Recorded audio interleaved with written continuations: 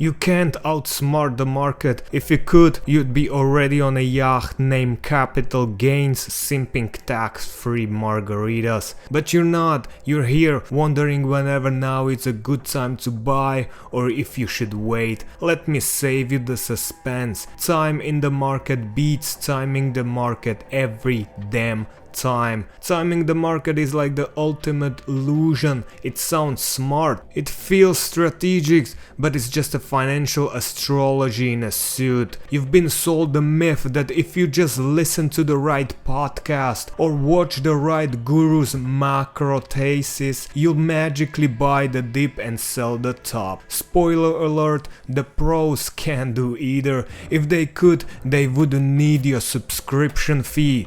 Let's look at all the numbers, shall we? If you missed just the 10 best days in the market over the last 20 years, you'd lose half of your returns. Why? Because those 10 best days usually happened right after the worst one. You panic, you sell, the rebound hits, and now you're just a sad spectator with cash and regret. The market doesn't reward precision, it rewards patience. And no, DCA isn't sexy, but neither is being 70 and broke because you waited for better entry. What happens when you try to time the market? You sit on the sidelines, waiting for the crash, you miss the rally. Or worse, you jump in when it's booming and eat glass on your way down. Either way, you're reacting emotionally to data you don't understand, from systems you don't control. It's like trying to predict earthquakes by watching TikToks. But here's the hard truth, the market doesn't care about your instincts, your fear,